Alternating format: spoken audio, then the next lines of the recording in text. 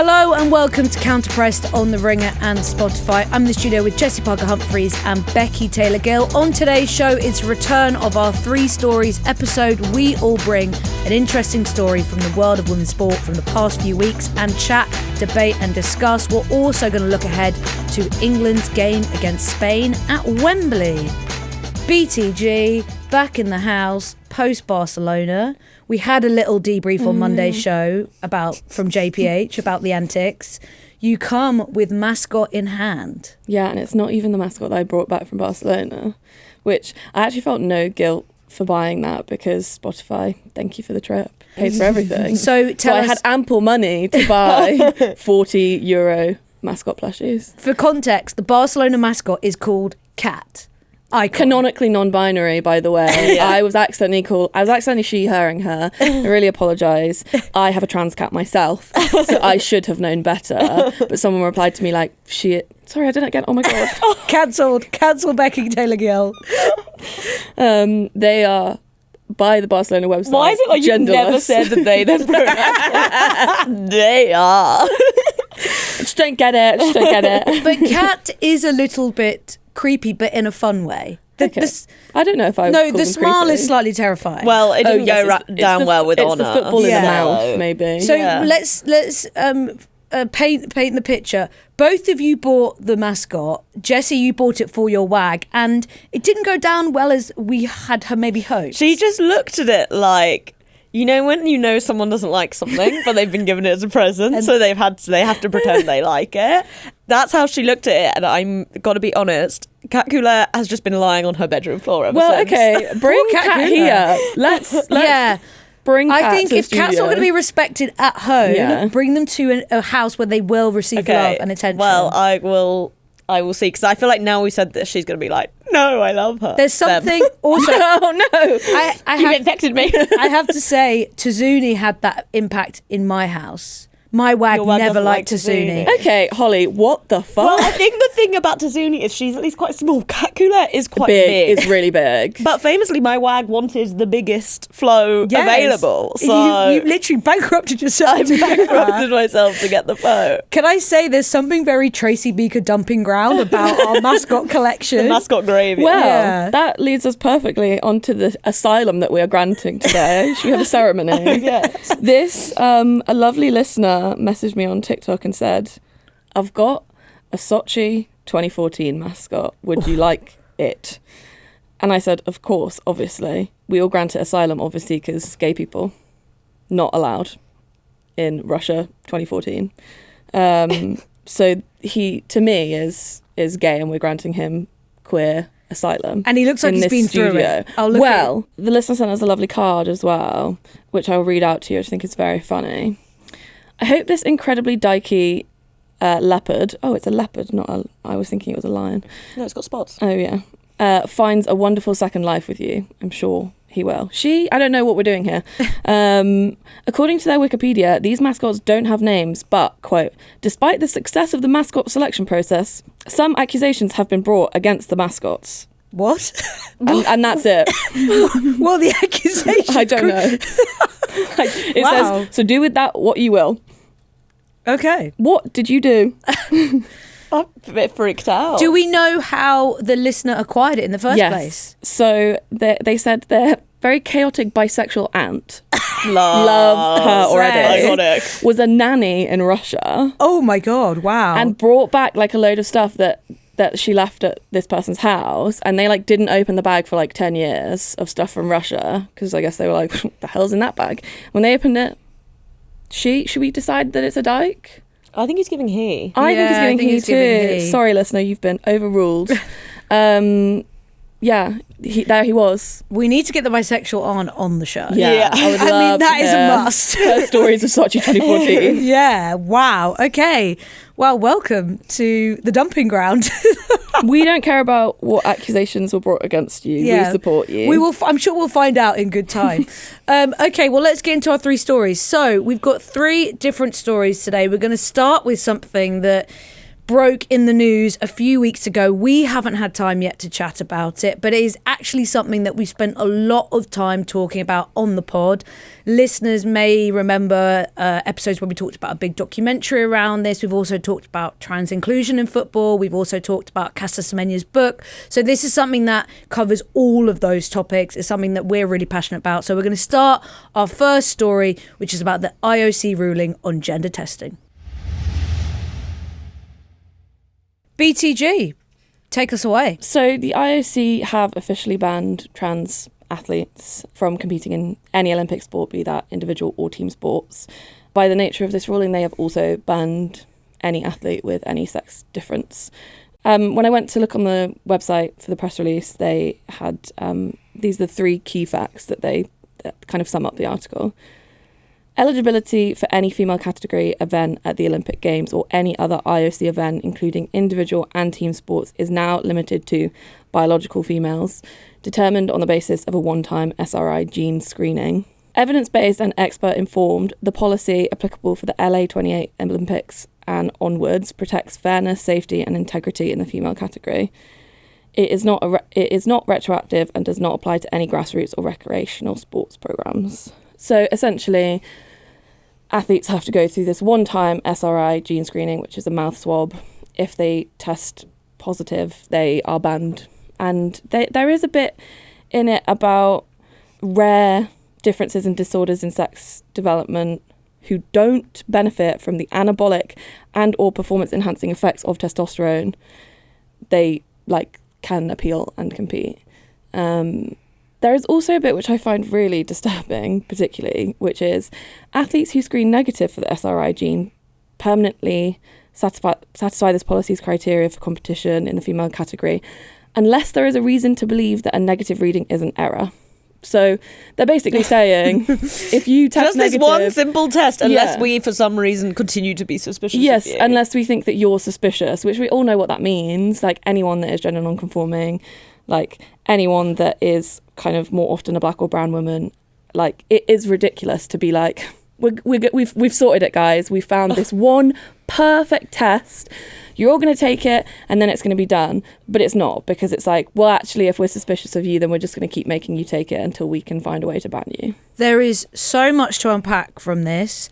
And what's particularly interesting with Kirsty Coventry, the new IOC president, doing this is that Thomas Bach, the previous president, who's president for a very long time, had really kind of said that the IOC weren't going to rule on this. It wasn't up to them to decide. It was up to individual international federations to decide. And actually, Kirsty Coventry herself has shown to kind of flip-flop on this matter, because originally she wasn't particularly aggressive in ruling on it. But we know the political climate is particularly aggressive. Also, the thing we need to talk about is it's very unethical. There's a really good BBC Sport news article on this, but they spoke to a sports scientist, Alan Williams, based in Manchester, and their flag, which I think is the one that probably will, disturb a lot of people, is that you could be an athlete and you are finding out things about your body for the first time in the most public, potentially humiliating and distressing way. And possibly dangerous and as well. dangerous way, all for the sake of to fulfill something that the IOC has not even presented what that insight and research that they are basing this ruling on is. There is no, there's plenty of insight and research out there. There is not enough on actual elite trans athletes to be able to determine anything. But they are pointing towards research, which in this BBC Sport article, they, bring up the fact that the IOC has not presented what that is. They're using that for the basis of this. And then the reality is there are so many athletes who are on the road, who aren't even trans, who are on the road to compete for LA 2028, who are likely about to find out something about their body for the very first time in the public and will potentially stop them from competing. That is a terrifying thought, and something that takes us back to a very dark time in sport and gender testing. And yeah, there's so much to unpack here. JPH. Yeah, well, I think on that point, what feels so frustrating within the kind of way that DSD athletes or trans athletes in sport are spoken about is the sort of idea that if you want to compete in elite sport, you no longer have it. You forfeit your right to privacy. And there's already stuff around that with doping, which I think is really under-discussed in terms of, what does it mean to have to be constantly surveilled in order to, like, have a clean sport, in inverted commas, because let's be real, like, the sports often still aren't clean.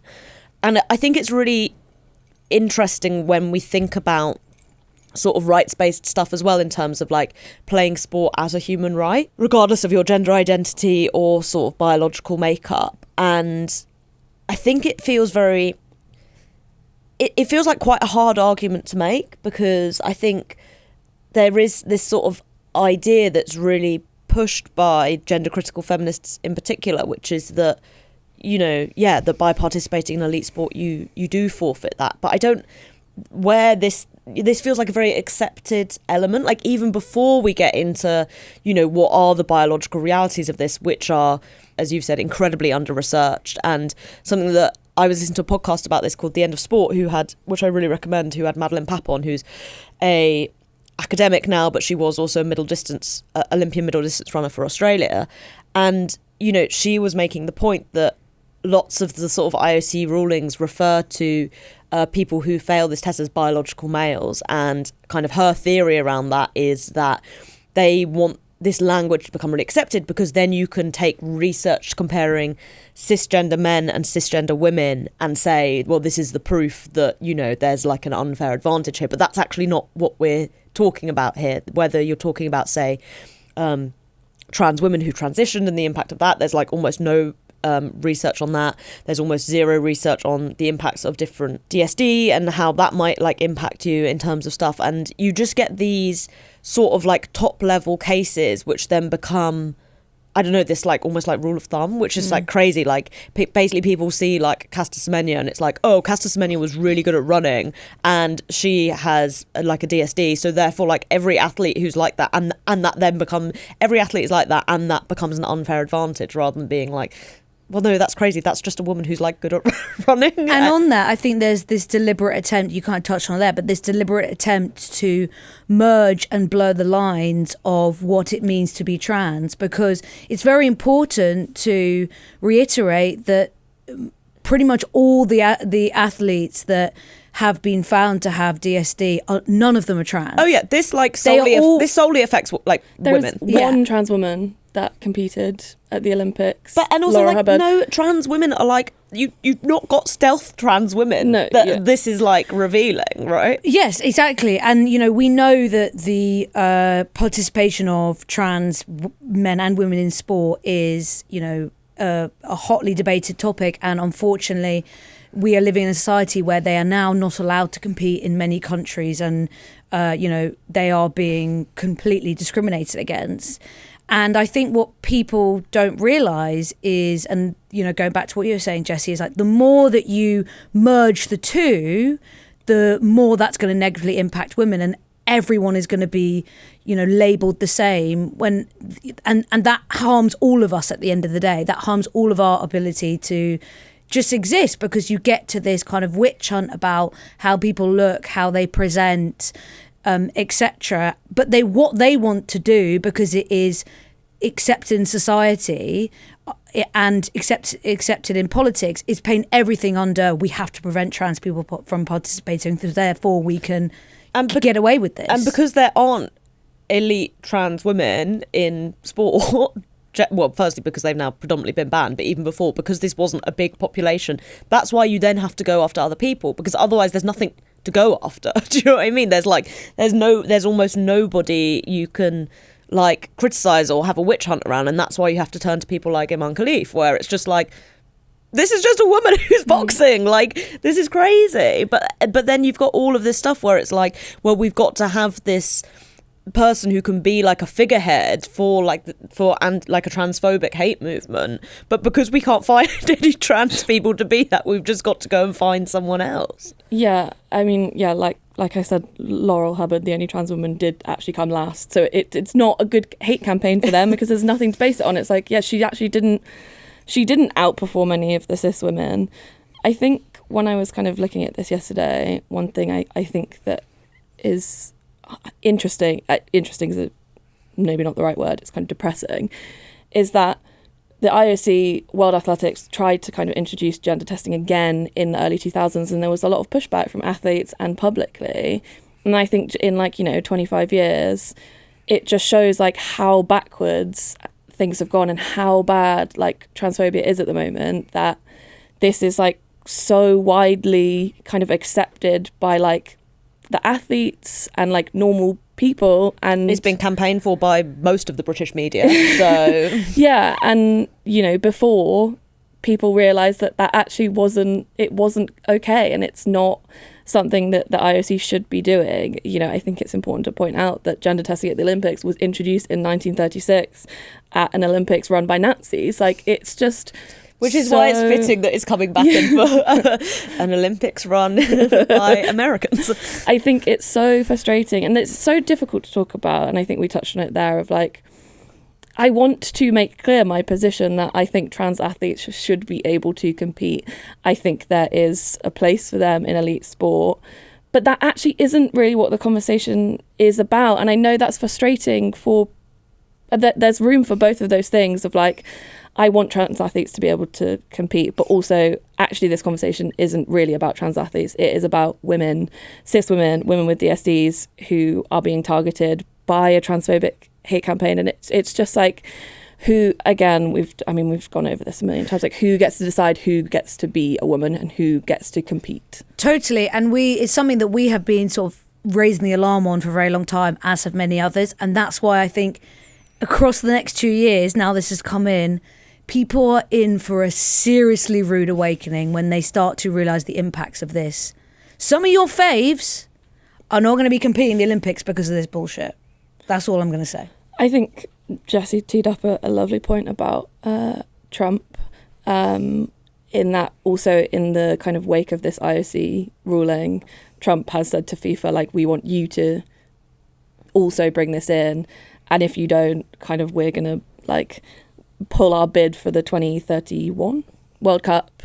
I had a kind of interesting conversation with my colleagues yesterday because someone was God, that's crazy, they're never going to let us host anything again. And I was no, they'll probably just do it because they probably want to do it anyway. And to have the US women's national team are still this huge force. US soccer is this huge force in women's football, and I think it's just terrifying how quickly these things kind of spread across sport, and how it's, Jessy, you said it before, it's a very clear kind of marker of this is not something that experts are asking for. It's not something that athletes are particularly not all athletes, there'll be some that are particularly wanting this. It is political figures people who are trying finished to push. fifth in college races are really desperate fifth, to see. Joint fifth with a trans athlete, I think is. Yeah. So she would have still just finished fifth. It's so frustrating, and we mentioned earlier the kind of experts that they seemingly have but won't tell us anything about. I think it's interesting that there are a lot of actual experts who are very publicly saying this isn't good, including people who invented this test, by the way. They're this is not what this is supposed to be used for. The guy that discovered this gene is this alone is not a marker of gender. This gene does not tell you whether testes grow, whether you produce testosterone. There is no one perfect thing that proves someone's gender. And also, even if there was, I don't care.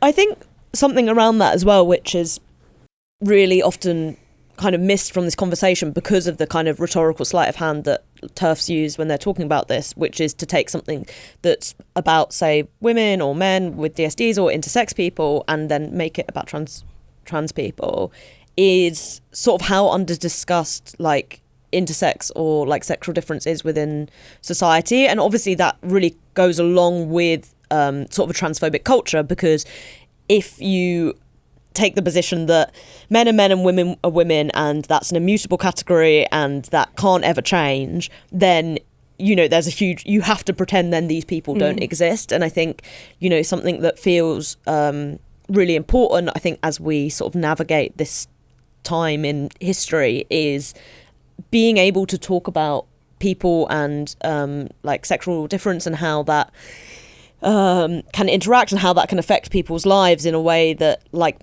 makes it really clear that these are also you people who are really affected by this. And, you know, there's a long and very depressing history around, you know, the way intersex children are operated on and treated as they're growing up, and the effects that can have, you know, throughout people's lives. And I think that element of this picture sometimes, you know, gets forgotten by kind of everyone, but it feels like a really important thing, because, you know, if you can make that argument and show, you know, that it all like kind of ends up fitting together, right, that no, there aren't two mutable categories on the level of sex, and it's almost like that's sort of it's been a really big lie of the 20th and 21st century, because it scares people basically. I also think, you know, that's something, if anyone hasn't watched the doc, we talked about a doc called Category Woman now like 2-3 years ago. I believe you can pay to watch it online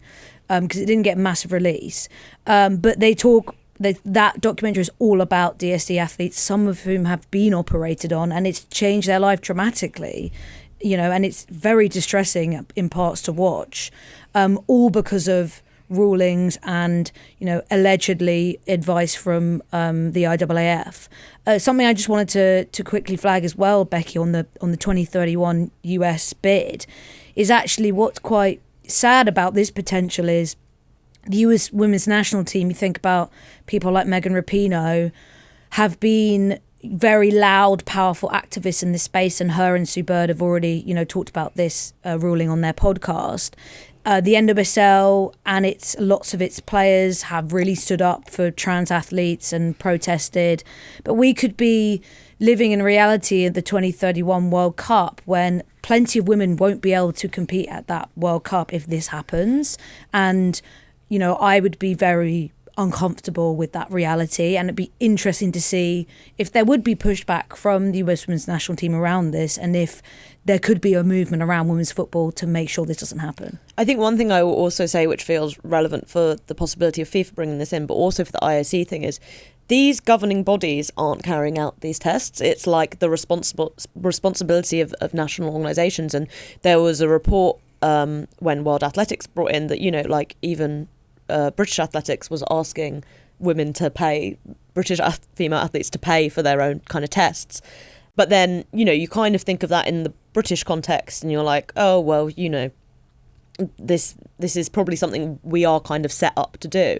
But when you start to think about sort of broader national context where this isn't necessarily as feasible, that it's not something that people might be able to afford to do, I think that's also when you really get into a place of, you know, who's going to like not be selected because they're worried they'll fail the test, you know, regardless of whether, who's just going to like not be able to afford it, say themselves, so they're not going to put themselves forward. I think it's, you know, it's one thing when we talk about people who maybe take the test and are affected, but there's so much ripple effect on this, which goes to athletes who, whether they have the gene or not, won't even get to that point of finding that out. And I think that's like a very concerning thing as well, especially because, you know, what we've spoken about before, like this is something that, say, really affected like African women, and that's, you know, not there's a lot of countries within there who won't necessarily feel that they're set up or able to do this. And we've seen with Zambian athletes before, when this happened around WAFCON, that it was just like total chaos in terms of like trying to understand what had gone on in terms of sex testing towards Barbara Banda. And, you know, I think that you can see the microcosm of this is something that the more formalised this becomes as a rule, the bigger issues that are going to arise as a result. And even with, you know, the Iman Khalif, so much of that was tied up in the politics around world boxing. So there's politics of the IOC and FIFA, but then there's politics across every single international federation, especially when it comes to getting your act together to deliver your sport at the Olympic Games. And all of that feeds into this. We will wrap that one there. We will obviously keep talking about this because this is just the beginning of what is going to pop up across the next few years. We'll be back with another story after this. Jessy, you are going to talk about a new investment in the world of multi-club and women's football spin-offs. Yeah, I've got to be honest, kind of a surprising acquisition, I think. Things are getting weird. Things are getting weird. Okay, so this is the story that multi-club ownership organisation Bay Collective, which is run by Kay Cossington, who used to basically run women's football at the FA, have taken a majority stake in Sunderland, which is very interesting for anyone who doesn't know. Sunderland are a team who are very much towards the bottom of the WSL2, but a very historic team within the women's game in terms of the kind of players they've produced who've gone on to have gazillion caps for England, Jill Scott, Lucy Bronze, etc., etc. But I feel like this is a really interesting one because we've obviously seen some clubs spin out their women's teams sort of as a PSR thing or to take external investment, to take minority stakes. That's obviously what Chelsea did in terms of the Alexis Ohanian investment. We have seen majority stakes taken at Bristol City. And then we've obviously also got these sort of multi-club groups floating around like Michelle Kang. But this sort of Bay FC, Sunderland thing, rogue. I have to say I'm kind of into it, and I will tell you why. So Sunderland has become a bit of a hotbed for investment, and part of that is the guys that made Sunderland Till I Die, Fulwell 73. They are building a huge production studio there, a bit like the one in Watford where Harry Potter was made, or literally, I was like, or Elstree out by Boreham Wood, right? So they're trying to put a lot of local investment in off the back of Sunderland being kind of on trend, and also you look at the success of the men's team coming up to the Premier League, and I will admit I did not give them a chance of staying up. Bought a load of players, and look at them, they're absolutely flying. Home form ridiculous. The vibes could not be higher in Sunderland right now. So I think if it's a great time to get on that bandwagon. I feel like we should have invested in Sunderland. Should we all move to Sunderland? Will they be able to flip that into a successful WSL project is another thing. When you look at, I think the interest and excitement in Newcastle has really waned, and there's been some interesting articles people have written about the way that PIF's investments globally have had to be pulled back a little bit and how that's impacting Newcastle. And obviously they arrived with like tons of spending, Champions League, etc. And they've like sort of, obviously they've been in the Champions League still, but they've dropped a little bit. And I wonder how much of that has also impacted the women's team. When PIF first arrived, it was like women's team getting to WSL ASAP. How far off are they on the playoff spot in WSL2? I don't actually know. I would be surprised if they made the playoffs. So I wonder if they even still can. They are 5 points off the playoff. Okay, so not impossible. There's not a lot of games to go in that league. But I do wonder if Sunderland will be looking at Newcastle's like lack of momentum and speed and think, okay, if we get this right, we could get up there quite quickly. I'm excited about it. I think it's interesting. And Bay FC having a good season so far, haven't set the world alight in general since they entered the league. But obviously there's a smart-ish project there developing. I'm into it. Well, I think something that benefits from this deal is Cossington's involvement, right? I think the fact that I feel like there's someone who kind of really understands the English women's football ecosystem, who's had a big role in creating that ecosystem. Lest we forget, we accidentally got the exclusive when that she was left. leaving the FA, which she didn't even realise. No one knew, but someone didn't present it to us like that. But what you chatted to her then, and she is very, adored at the FA for what she delivered there, especially on the technical side around the Lionesses. A lot of the backroom success is down to her. So she knows how to set up a good environment and deliver success. Yeah, exactly. And I think, some of my reticence around these other, vehicles that have taken place in terms of investment or taking stakes in clubs or running clubs has been kind of this feeling of, I don't really know if the people who are doing this really get what they're doing, and that feels like it's concerning that sometimes clubs have been sort of spun out of the institutional knowledge that comes with being attached to a men's team without necessarily replacing it. Whereas I think that's obviously not something that's going on here. But at the same time, I still think it's going to be really interesting over the next couple of years. You know, this isn't a London City Lionesses situation where there is no men's club, you can just do what you like. You know, what is it actually going to look like for Bristol City, for Sunderland, in terms of being run in a majority way by a different ownership? And I don't know, like, what maybe agreements take place when the sale's happening. Like, you know, can they change the kit, the badge? Like, I'm sure all of that stuff gets done as part of the investment and gets agreed upon, but that's not, as far as I'm aware, like, there's been sort of no public knowledge around that.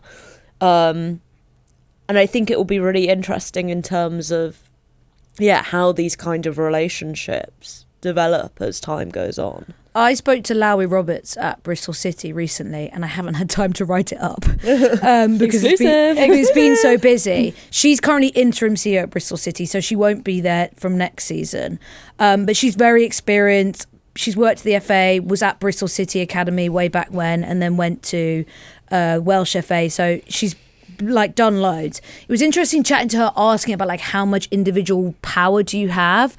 Now, there, you know, the way she spoke about it is that they work very closely with the men's club. So essentially, you are still under that banner. And Bristol City, for example, they use Ashton Gate, so full time. So there's a lot, and that they're an interesting example because, for example, they got this big Guinness sponsorship, and you know, having a Guinness sponsorship for a team where you're allowed to drink in view of the pitch is like something that's obviously far more attractive than, you know, it is for in the men's game where, you know, I mean, alcohol sponsorship obviously is still a big thing, but you can see why that's like a particular win. So it obviously allows you to do different things. And, you know, we know a lot of men's clubs, like, they just don't put the time, you know, the women's team is part of someone else's job in, you know, marketing, and their focus is that men's team, and then it's like they'll do a little bit of women's stuff. So, you know, being able to bring in that specific focus is something that, like, obviously I think does genuinely make a difference. But sometimes I feel also a little bit icky where it's like, well, shouldn't the men's club just also make this a focus? Well, I think there's that absolving element that comes with it, which is, oh yeah, take it off our hands, we can't be asked. Yeah. I think like you said, there's like good things that can come from it, and I think it is good generally to have like a whole group of people whose sole aim is like creating something for the women's team. I do generally just feel a bit weary about these things. I think Sunderland Till I Die is a really good example as well of like new people coming in and trying to change things, a la the scene where he tries to use like the EDM. And we have to say, that man is still pulling off shenanigans around English football, let me tell you. If you Google him, and you'll find a lot. And I think Sunderland's a really good example of, they have like a very strong culture. Their fans are really, really passionate. And they basically were like, you're not getting away with this bullshit here. Like, it, you know, it didn't work out for that guy. And I think it, you know, it does make me feel less weary that there is someone that really understands that culture on the British side coming in. But I think all of these situations, I'm just like, why don't you just employ like one person? Just one person who really knows, because you'll find them. There's people working in sport all over the country who have, you know, all of those people work in sport because they fell in love with their club as a child and they know that culture. There are people in Sunderland who will be very experienced and very valuable. I'm always like, just hire one person who can be like, that's not going to fly. That's kind of my consistent worry when these things happen, is that they just don't understand the culture of these teams. But I do think generally it probably is a positive. It also just I don't know, we're in kind of like new territory with women's football where like this kind of stuff is playing out like now, and we don't have any kind of former examples of like long-term projects where this has happened and worked. Well, we do. It's the men's game multi-club, and I think in the men's game, multi-club has such a bad reputation, and it's seen as a way to do a little bit of tomfoolery, cost-cutting, loan deals, etc., as well as a great opportunity to globally scale your brand. But in the main, people look at it as a way to kind of get around and make loopholes.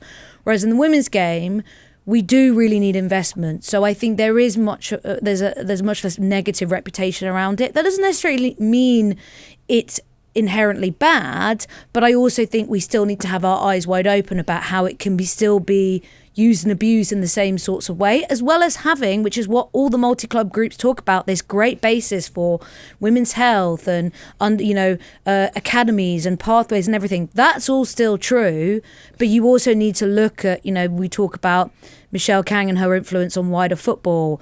If 2 of her teams were to make the Champions League, what does that mean? I think all of this stuff you can go, you just have to take it with a critical eye. Like, I still think the thing that blows my mind about Kang is that she changed Leon's name. Like, I don't know, I feel like people don't talk about it enough because everyone just calls them Leon still. Well, I refuse to say the new name. But I dead name them constantly. That's bonkers. Like, that's the bad side of this stuff, in my opinion. It's like Cardiff changing the shirt colour all those years ago. Right, exactly. And then they had to change it. That was funny. That was really funny. The only thing I will say on this, which made me pro it, is one of the really annoying Twitter finance bros being like, football finance bros being like, because this is all from 6th Street, right, who are a big investment group, and so they're like the main investor in Bay Collective, being like, I don't know how this got through because they're so convinced that like women's football is just this like massive loss leader, which it is at the moment, but like this guy is like clearly, and this was the same thing that happened when Chelsea obviously spun out the women's team, was that everyone was like, it's just impossible that this would be valued like at this. And I'm like, well, if the investment people are making the investments, then clearly they think it's there, but like, you random Twitter bro, you know better. Also, there was that research recently that said like women are spending more at the WSL. Sorry, fans are spending more at the WSL. Women. And that's just you and me buying. Women be shopping. Women be shopping for Mascot. I was going to say, that's just Mascot our mascot coming out of budget. BTG's wallet. Like, there is, people are spending more like at the WSL than they are at the Premier League, and that is just like one bit of it where it's like, there is something there. There is profitability there. Of course there is. Yeah, of course there is. I got to talk about the dark time when QPR got bought by Flavio Briatore and Bernie Eccleston, and they changed our badge to the most disgusting thing you've ever seen. So it still can be done in the men's game. We'll talk about the Cardiff example. Really interesting one. I'm going to finish off our 3 stories with the new mandate from FIFA around women coaches in the dugout. So this came in a couple of weeks ago. It's going to be across all competitions, so senior and youth level. It's going to be coming in some youth tournaments later this year. Essentially, you need to have at least one women coach on the bench, and they need to be either assistant or head coach, I believe. Women are about to get promotions, baby. There is women be shopping with the extra cash. It's obviously a really positive step, and we know that when you look at the landscape, not only in international football but in the WSL, on the number of women head coaches, it's not a great outlook. At the 2023 World Cup, 12 of the 32 head coaches were women, obviously including the great Serena Wiegmann. So that's, obviously less than 50%. And when, we're thinking about growing the game and opportunities for women head coaches, you need to create that space.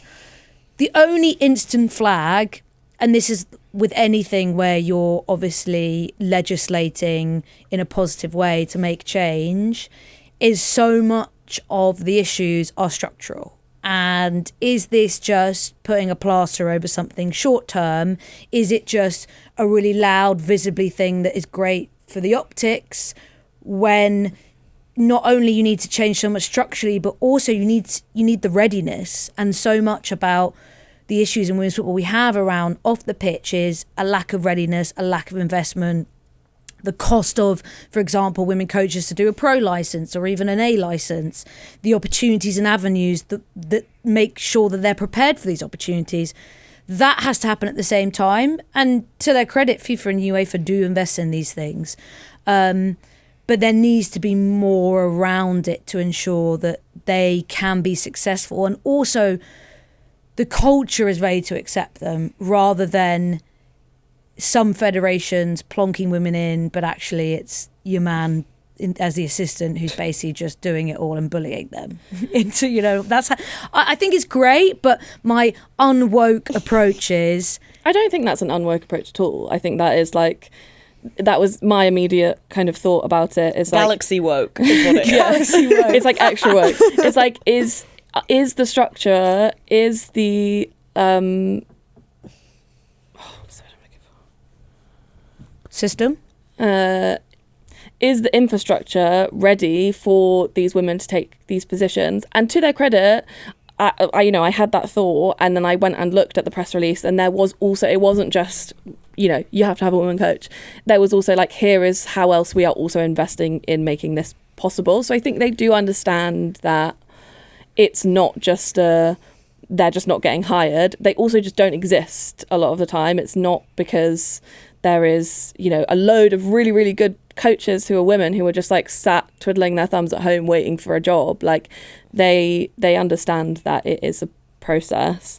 And I generally, I'm quite for like positive discrimination. Are we still calling it that? I don't like that, but I think legislating it is generally positive, but also, yes, they need to provide the infrastructure. And I don't think that also is just like UEFA and FIFA. I think that is also the national federations themselves, because, England probably has like quite a good pathway for female coaches.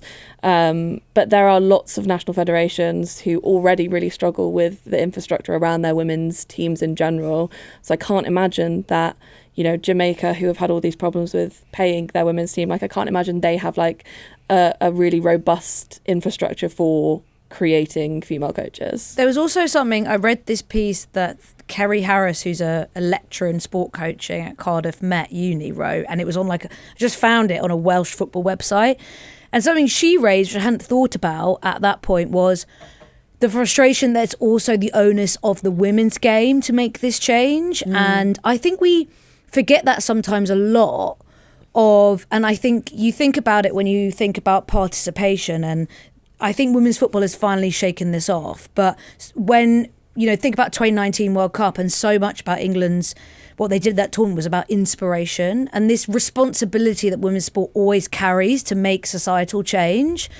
And I think her point was really good in that, like, why is it yet again the onus on women's sport to make the change, or women's football to make the change for the wider, greater good, when men's football isn't carrying in that responsibility? And I thought that was a good point, which I hadn't really considered before. Yeah, but I think the flip side is, like, the kind of sad reality of the world we live in is, like, you can see why for women who are looking to go into coaching, women's football is kind of the logical place to be. And I do think it's a problem when you see it in clubs, you see it at a national level, where, like, men are just promoted from like the boys' academy into these women's roles, and you're like, well, this is a problem because there isn't the pathway for women within the boys' academy, but then those people are ending up taking senior women's roles, and that is like creating a blockade. And so I do think doing something like this helps stop that kind of thing happening. And I feel like, even though I like really understand that point, and I do think it's true and a reality, I think it's good to have something that like just forces some kind of institutional change in a way that does make people think about it. Because it's like there are you can see plenty of clubs, plenty of national teams where it just feels like they haven't even thought about what it would mean to have a serious women's coaching pathway. And it is really interesting as well, the stuff around when you're talking about sort of a woman head coach and the man assistant doing anything. That's something people say about Serena Wiegman when Ariane Virenque was England's assistant. So I think you can see that like very sort of strange misogyny like that creeps into the women's game already. So I feel like then I do think it's a good thing to like force people to like make the change. And then I guess it kind of like comes back to, again, what we were talking about even with the Bay stuff, like maybe we just need to like make these changes and then sort of look at them with a critical eye, like not feel like it's a net good or a net bad, but like be like, okay, so this comes in, what does this look like in 5 years' time? Has this actually changed anything? It's very interesting to see how many looking at England specifically, how many coaches have been recycled through the England youth setup and gone on to big club jobs. Emma Coates at Bay FC. Lydia Bedford's now back, but she went into the men's game, then she went to Canada. She was obviously head coach of Leicester City. So that, I think England look like they are, they are doing quite a lot, but it's interesting that people are sort of being able to flip-flop out of both club and international, and I think we'll continue to see that. Who was head coach of the under-17s, Natalie something. Henderson. She went to be Casey's assistant, has since left. So it does feel like the roots of that work, giving young women coaches head coach roles quite early on of youth national teams, is then such a big platform, and England have the luxury and the investment and the money to do that, whereas lots of other federations don't. Put your big boys pants on, UEFA. Make it happen in the men's game. That would be progressive. Like, you have to have a woman in your team. I think, like, when I was like thinking about that before about like actually what would that mean, it just does come back to like the sexism of like, there's just going to have to be some women that like have like, it's the classic of history, like you just maybe have to take the shit and like, are you brave enough? Can you do it? Where you're just going to stand out there and be like, yeah, because any women's coach in the men's game is just going to be awful. I suppose we used to say that about officials though, and now I would say, especially in the now EFL, we found out that men and women are equally bad at it. Yeah. But I think when Sean Mascielis first became a lino,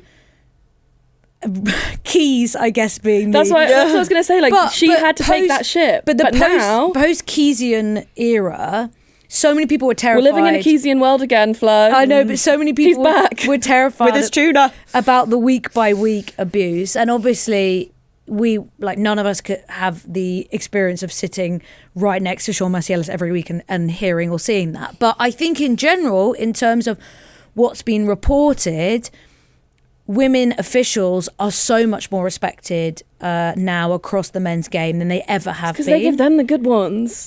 Because come back to us. I've been to so many EFL games now where having a women lino is like absolute standard. What we have now is gender equality. People being criticised for making bad decisions and not because of their gender. That is feminism, okay? And that's the reality is, unfortunately, if you're an official, no one's ever going to like you. But that's based on your officiating, not on your gender. So that's important. But I don't know if we would like that. I think we're not. Obviously, there's just Becky, no head coaches in men's football. My point is, it'd be women. the same thing. People would be saying you're getting sacked in the morning, yes, but not because you're a woman, because you're shit at your job. But I don't think immediately. I think it would. You have to have the Sean Mascielis, Keys, like kind of stuff before you have. We will see a club try and do it wokely. It's happened in France. It's happened in Germany. What word club are you going for? Premier League. Oh, Premier Who's League. the first Premier League team to do it? Who is the wokest Premier League team? No, Brighton. They're quite woke. Yeah, Brighton are quite Brighton. woke. Yeah. I think, is there any women analysts? No, probably not. Forest have I believe Forest have a women's Traditionally, coach. it's always been physios and that wider sports science staff that have more women in. Lest we forget Eva Canero, who was allegedly bullied by Jose Mourinho out of a job. But that's traditionally be where you see the most women within men's football setups. But yeah, I guess in other backroom staff. Please sound off in the comments about who you think the wokest Premier League team is. Yeah, I'm actually interested. Let's save that for the next 3 questions episode. The question is, who is the wokest Premier League? That would be a great app, actually. We could do it with WSL as well. Okay, let's, before we wrap today, look ahead to Tuesday's big game between England and Spain, a rematch of Euro 2025, a rematch of the 2023 World Cup final. Important to say, Spain are missing some big players. Aitana Bonmati and La Alexandri are both still out, so it is a little bit of a depleted Spain side. For England, Leah Williamson is in the squad but hasn't really played much, so unclear how much she'll feature. Can I just say, I love how much she, despite getting her Arsenal tattoo recently, does not give a shit about playing for Arsenal, but she's like, England duty, here I go. Always turns up for England. I kind of love it. I mean, if she just wants to sack off the rest of the season and be really good at major tournaments, totally happy for that.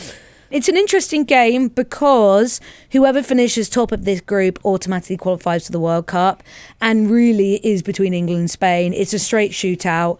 if England win this game, they put themselves in a great position and a good advantage going into the return fixture later this summer.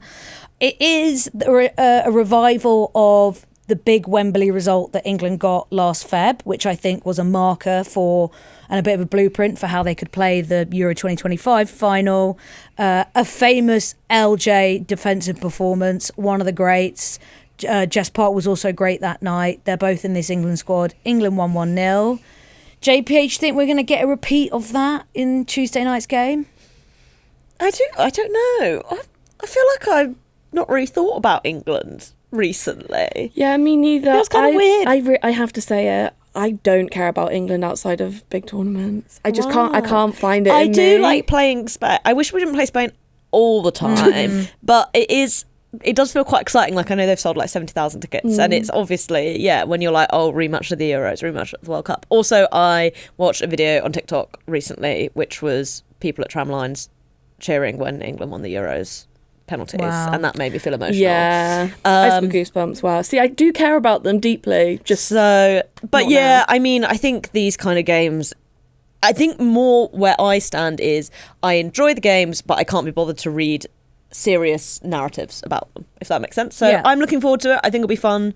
Spain obviously has such a talented squad, and it's always cool to get to see them play. It's cool to be at a big game at Wembley with loads of people going, and I'm intrigued to see if we'll see any of Erica Parkinson. I'm sorry I can't get myself excited about Kira Barry, but I am excited about Erica Parkinson. Well, quickly, I think it's interesting to think about England historically. Some of their qualifying campaigns have been, or even their lead up to major tournaments have been a little bit wobbly over recent seasons. So it would be, I think, a relief to see them not have to go through a playoff. It's not the end of the world they finish second, but it would feel like a lovely luxury if they get it done in what is not the easiest group, given you've got Spain in there. So I think that would be intriguing, and I think why you want a good atmosphere, you want to perform well at Wembley. And our squad, in terms of injuries, is not looking too bad right now, because actually everyone's playing well. Kira Barry, yes, she's been called up. She moved to Bay FC. She has been in the England youth squad, has now been called up. A big jump up. But the biggest jump up is for 17-year-old Erica Parkinson, who has been killing it in the Portuguese league. She is a very kind of interesting one to watch, probably like the Max Dowman of the WOSO world. And she's got such an interesting story. She could have played for Japan.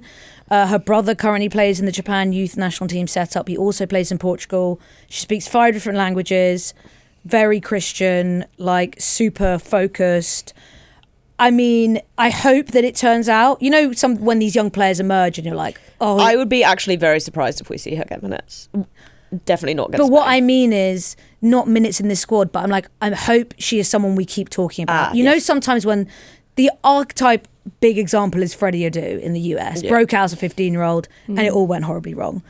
I would love to see her be able to, get attention at 17. And she's already had interest from lots of WSL clubs. So I think she's going to be making that move fairly soon. But I would love this to be the start of a really exciting journey, and we could be maybe looking at the 2031 World Cup and being like, wow, Erica Parkinson. We're still going to be on this sofa for the 2031 World Cup. Hell yeah. We're going to be holograms. That's what we're going to be. Can I give a little hot take that I'm working on at the moment? You're cooking up a hot take. Yeah. That we're going to see sort of this bunch of 16, 17, 18-year-olds like jump up, and we're going to sort of skip the 20 to 23-year-old generation. I can really see that, actually. It would make sense based on who has not been able to get out of the under-23s as well. It does feel like jail. There's under-23s jail is so real. Kind of like the gap is gapping. Because you also think, like, were it not for their ACLs, Adjamang would obviously be in the England squad, and Katie Reid. Did she get a call-up before? I can't remember. She did, but yeah. But she would obviously, I think... I don't think she ever arrived in camp. I think she would have probably, at some point this season, got a call-up. And I just feel like, obviously I'm a big Chloe Sarwi truther. I don't think she's that far behind on this, although she's like 100 or so days younger, I think, than Erica Parkinson. So that's kind of my theory. Lucia Kendall's already got one foot in the door. I think that also makes sense with like kind of like a middle generation between like, they were like, when England won the Euros in 2022, the like culture was changing, but the infrastructure hadn't changed enough by the time they got there. Whereas this younger generation are living in a very much they were like kids when like that Euros was won. They were young teenagers. Yeah, that their world was significantly changed by the Euros in 2022. But maybe there's like a middle generation that kind of missed that like. But this is and my hot take is sort of influenced by the little bit of panic going on around, you know, players struggling to get minutes and loans and that kind of stuff. But I'm kind of working on a take of like, what if they're not very good? We can't forget that some people are just not very good at football, and that's important.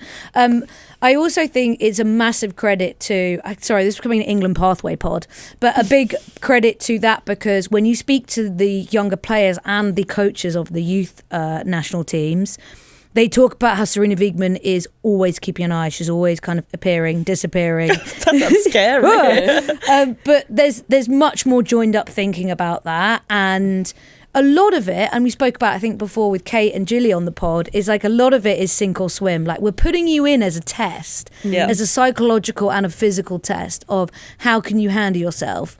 And it's noticeable when unfortunately someone like Jess Naz, who probably wasn't ever going to be at that level, kind of came and went. Katie Robinson, yeah.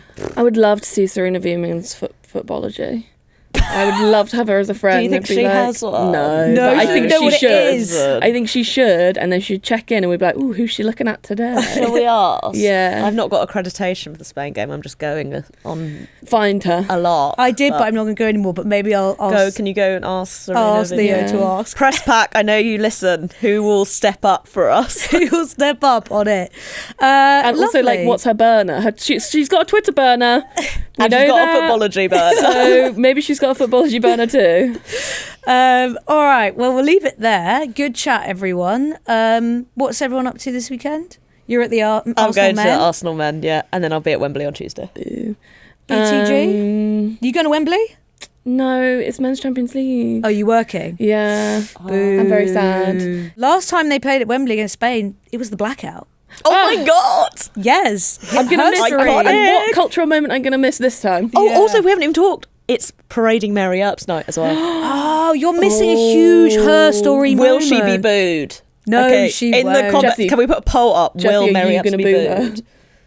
You're not working, so you could boo if you wanted to. I could. If other people boo, I'll probably get into it. You know what I'm like. I love booing, Yeah. so I definitely would just for the I think joy if of England booing. had lost the Euros, there'd be more booing. But everyone's just going to be like, well, we still won anyway. Yeah, I don't care. Yeah. Hannah Hampton on the sidelines. Boo! Yeah, can you imagine camera cuts? Camera van. Oh, I really hope we get a camera cut to her. Oh no, they'll be inside, won't they? Yeah. Shame. Damn it. Well, if you're going, let us know. Give us a debrief. We won't be back on Monday because we're shifting things slightly, given it's a Tuesday game. So we're going to be in the studio on Thursday debriefing on England-Spain. We'll see you then.